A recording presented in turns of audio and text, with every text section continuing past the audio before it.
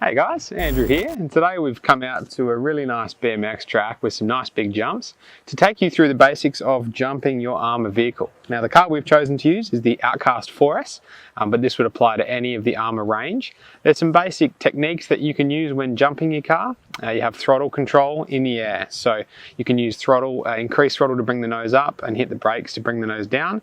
This will allow you to get some basic car control, so setting up for your landing, but also when you want to move into, like, I guess, tricks, you can do backflips and front flips and things like that. So there's some basic and some advanced car control that we're going to go through today, and show you some video of us doing that and what it looks like.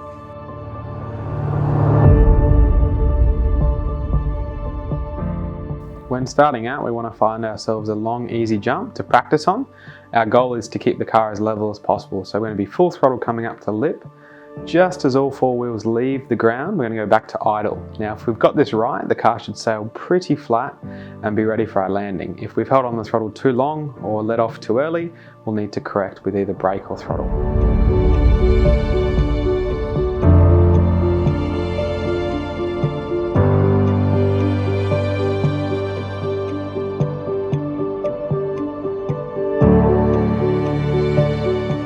Once you're comfortable with the long flat jumps, we're going to move to a jump with a steeper lip and practice a little bit more control.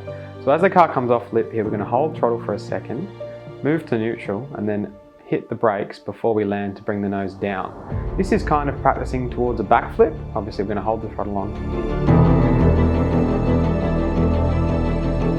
Once we've practiced our car control on the small peaky jump, we can start to move it on to some bigger jumps.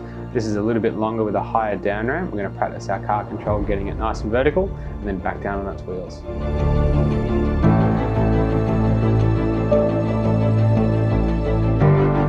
Car control is all about timing, so getting a feel for your vehicle and how it performs and how it reacts in the air on all different types of jumps.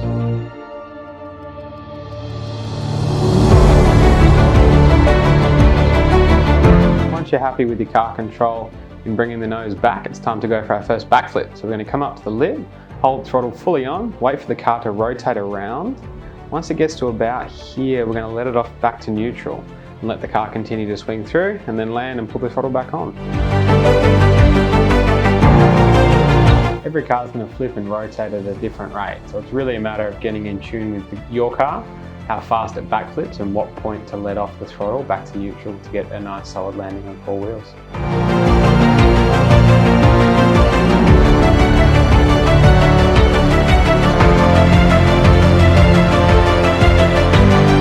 The beauty of freestyle is you can change it up to suit your style. So once you've got the hang of a standard backflip, try something like this, where you let the car sit upside down for a little bit longer and pull full throttle right at the end to get it around and land on all four wheels.